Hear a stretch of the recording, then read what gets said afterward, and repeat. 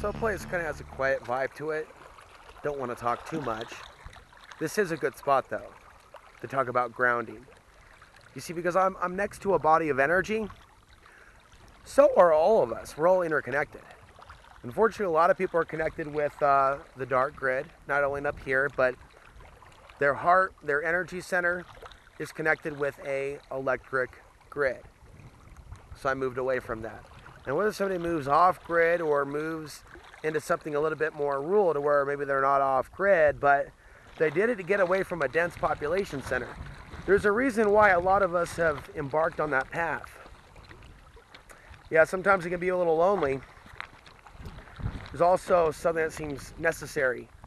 See a lot of people talking about 5G, and sure, there's certain technologies, even satellites, that can affect us everywhere. There's certain places on the planet where they don't even have cell phone towers still, because there's nobody there. Of course, you may have some issues trying to live there, places like Costilla County and others. But remember, there are actually pockets there to where cell phones wouldn't work. There's a benefit to not letting yourself get too attached to living in the city. And there's a part of me that misses living in the city. But there's a part of this reality here that people don't get to have. Call it a form of digital shamanism, to share ideas that aren't usually talked about straight up on YouTube. And the world has a pretty unusual way of responding to that information. Because of the high level of dark technology and poltergeist activity and archonic activity, there are a lot of evil forces at play in our world to the degree that they infect human consciousness, to the point where if you are not totally pure, and you know that you're imperfect, elements of that programming can seep in. But we have the sun here and the moon really standing between the elements.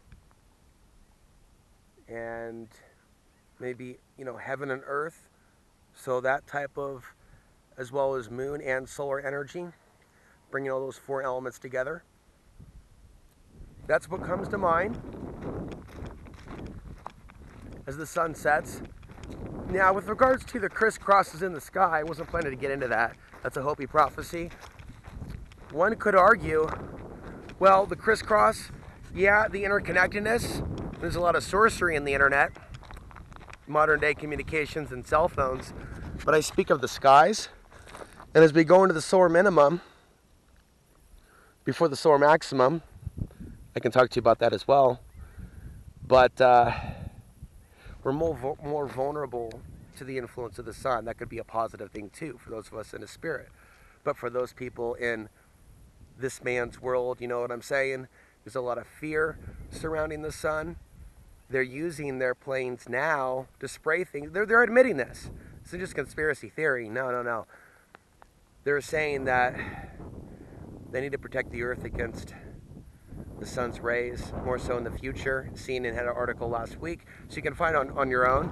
But it indicates that which we have been concerned about them spraying the skies and poisoning us, it's becoming more in our face. They're admitting it, and they're saying that it's to protect the earth. So what other programs, whatever's going on up there in the sky, there could be programs going on in which there's a poisoning of the public. So sorcery is taking place today, and they create such hysteria about a less white world that it creates a threat for everyone. So, hey, 2025, that's 7 years from now. And it was several years ago that, after learning about the solar cycle and the links to the world wars, and learning that in the black and white reality, they are preparing for a war with China after 2020. Be massive flooding, and it could be safe here, or it could be something that's slowly over time, right? It may not be such a traumatic event, but honestly, do we really need to hold on to this type of a world? Are we living now in the day and age of the true meltdown of the system in slow motion, where nature takes over again and mankind is humbled? In my many years of speaking about the solar flares and human relationships, I've said that when money is no longer so easily accessible, relationships what's really important to a woman, what's really important to a man, relationships won't be based on the same thing.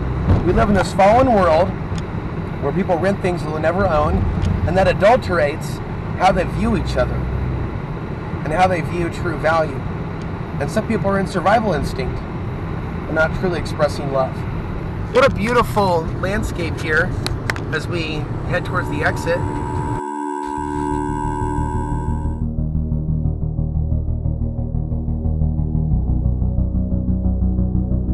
Power is in inflicting pain and humiliation.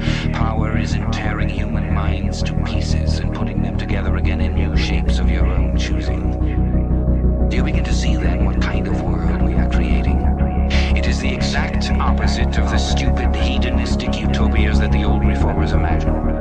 A world of fear and treachery and torment, a world of trampling and being trampled upon, a world which will grow not less but more merciless as it refines itself.